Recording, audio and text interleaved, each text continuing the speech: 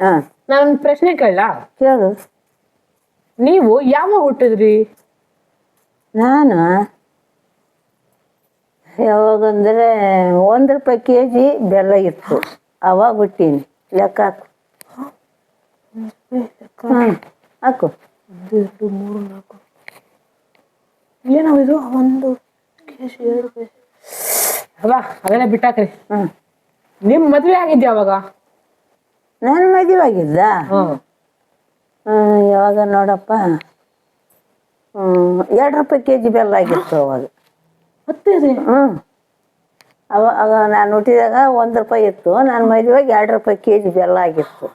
ಲೆಕ್ಕ ಹಾಕು. ಲೆಕ್ಕ ಲೆಕ್ಕ ನೋಡು. 3 4 5 6 ಅವ ಎಲ್ಲ ಬಿಟ್ಟಾಕವ. ಇವಾಗ ನಮ್ ತಾತ ಅಂದ್ರೆ ನಿಮ್ ಮಗ ಹುಟ್ಟಿದ್ದ ಯಾವಾಗ?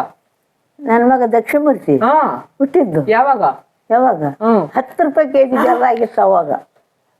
₹10 ಬೆಲ್ಲ ಅವಾಗ ಹುಟ್ಟಿದ್ದ ಆತ. ಅವಾಗ ಹುಟ್ಟಿದ್ದ ದಕ್ಷಿಣಮೂರ್ತಿ ಅಂತ ಇಟ್ಟಿದ್ದೀವಿ ಹೆಸರು.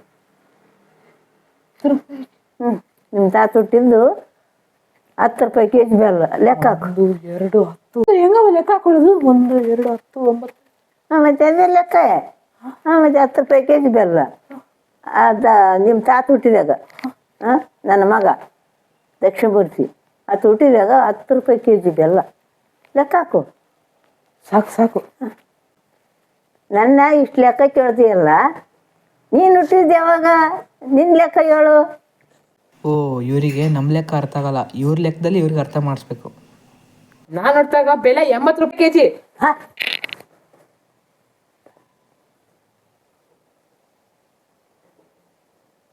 ಹುಟ್ಟಿದ್ದಮ್ಮ ನಾನು ಹುಟ್ಟಿದಾಗ ₹80 ಅರ್ಧ kg ಬೆಲ್ಲ ಇತ್ತು. ಹಬ್ಬ